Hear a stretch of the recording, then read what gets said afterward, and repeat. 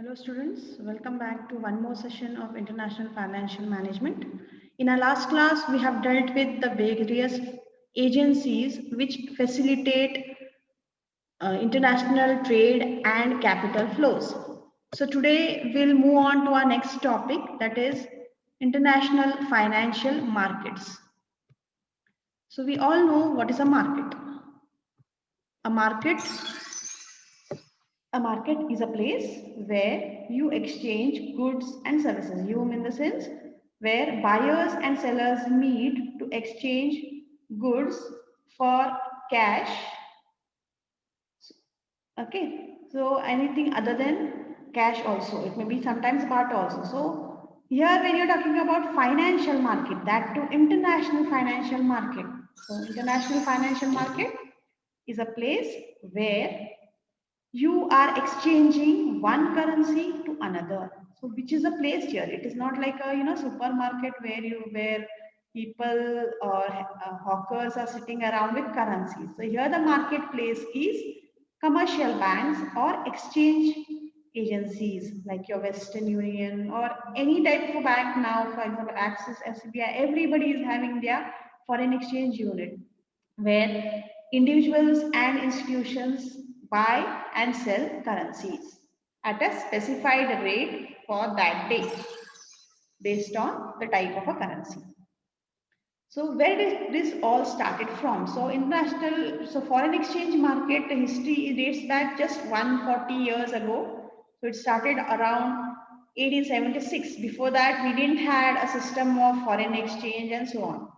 So it started with gold standard. So what is this gold standard? We'll look into this in detail.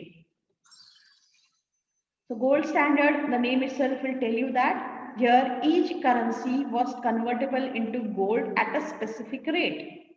So $1 or 1 rupee, how much of ounce of gold can it buy? Based on that, it was set. So it lasted for around say 40 years, 1876 to 1930. So it was going on very well. So each currency's rate was determined based on how much gold it can value buy at a particular rate. But it all shattered when the World War One began in 1914. I think you know that we had two world wars, started from 1914 to 1919, and the second one from 1939 to 45. Okay, so this phase of World War was very, there was panic, there was unrest politically, people didn't have money, governments didn't have money, they had to spend on weapons, on arms and ammunitions and so on. So there was a lot of unrest. And you know that whenever there is a war, a calamity, or a political unrest, that time the prices of gold shoots. Even there is a pandemic. So recently I've seen that price of gold have shot from 38,000 to now around 50 to 53,000. So similarly, at that time when there was a world war, gold prices shot, and so determining the correct value of one particular currency became very, there was a chaos. It was unstable. There was wide variation. So this gold standard was dropped in 1914 at the start of World War One. So some countries, smaller countries, pegged their currencies to dollars and British pounds after the Great Depression in 1930. I hope so you know what is a Great Depression. Depression in the sense means where economic activity is at the minimum. Governments, institutions, individual don't have money. There is very low level of employment. Poverty is rising. Consumer buying is minimum. So basically economic activity is at the minimum. Such thing happened in the 1930s because of the World War. So after that, many of the small countries tried to peg means you're hooking your currency with US dollars, with stronger currencies. So as the dollar instead of gold, now for them the standard is a dollar or a British pound. So if that currency is rising or not, based on that their currency rates will also differ. So this is called as pegging, where you are attaching your currency to one more stronger currency. Next phase is after the World War came to an end, say around 1944. There was so much chaos, and but financially countries were having lots of problems. So they thought of coming together and setting up a new standard for fixing the exchange rate. So it started with 1944, where Bretton Woods Agreement was signed by lot of nations. So here they decided that they are going to fix the exchange rate. So government will fix the exchange rate, and it will move a slight maybe 1% above or below based on demand and supply. But if it tries to tries to shift very high or very low, government would come in between and stop its shift and would fix it into a particular band or range, so that there is no chaos, there is no inflexibility, and there is a problem. Okay, so every country had a fixed exchange rate, and it was not allowed to move based on how much that currency demanded or supply.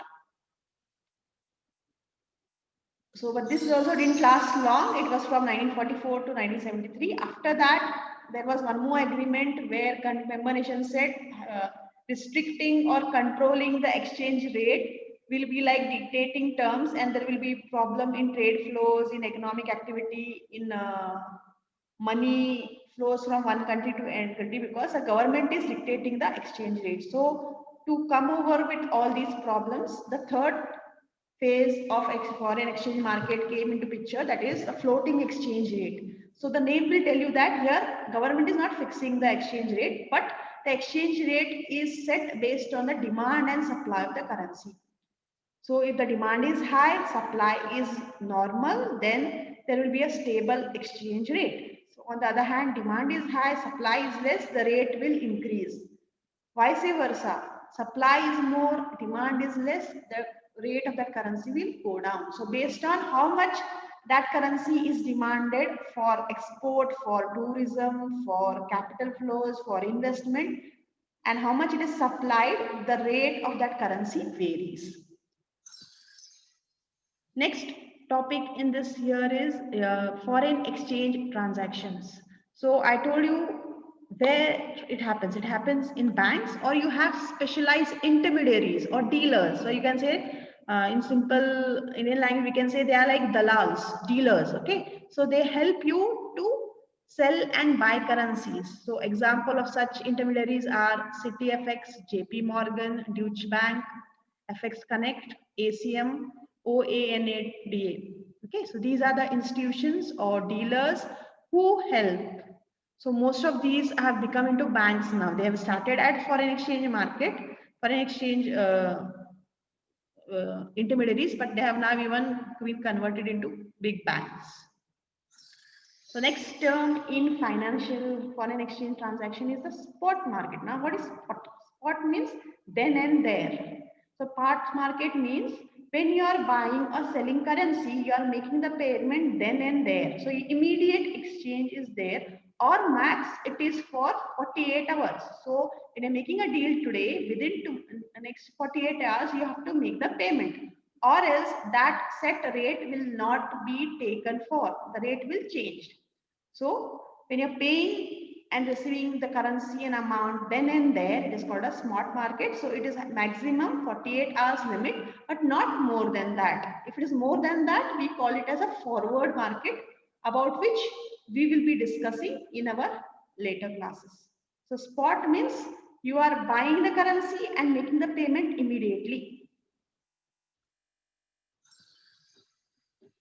Next term here used is interbank market. Now what is an interbank market? Say you go to a particular bank, say bank A. Okay, you need lot amount of money, lot amount of exchange. Say there was a huge rush that day, and so there is a shortage in that bank. So what do their bank will say? They will not say nahi hai, kal aao. No, they will not say like that. What will they say? They will say just wait, we'll arrange for it. So what, from where will they arrange? They will ask or purchase it from another bank and then pass it on to you. So it is a similar way where you go to a market and in your regular shop, one particular item is not there. What will he say? He will not say you come tomorrow sometimes. He will say it is in the go down, I will collect it. So similarly, he'll go to another place, get the things and give you the item. Say such transactions, whenever there is a shortage and the bank buys from another bank, is called as an interbank market.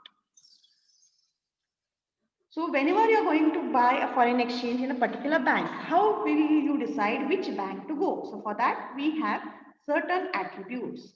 So the attributes are competitiveness of the code. Say for example, we have two banks, Bank A and Bank B. Okay, so Bank A, say dollar price today, if you all know, today's price is 73.64. So say for example, your bank, that Bank A is selling it at 73.64. One more bank is selling it at 73.63. So which bank will we prefer? You will prefer that bank? You may say, what ma'am, it's hardly 1 paisa, does it make a difference? Yes, definitely it makes a difference. If you are purchasing a huge amount of currency, that 1 paisa will become into thousands and even sometimes lakhs of rupees. So this small amount of savings is really beneficial for a consumer, for a institution. So if such competitive quotes are there and every single paisa you save will be a benefit to the consumer. So if you are giving such competitive quotes, definitely people will come to you. Then the second is the relationship between the customer and the bank. If you have cordial relations, that person will not go to any other bank.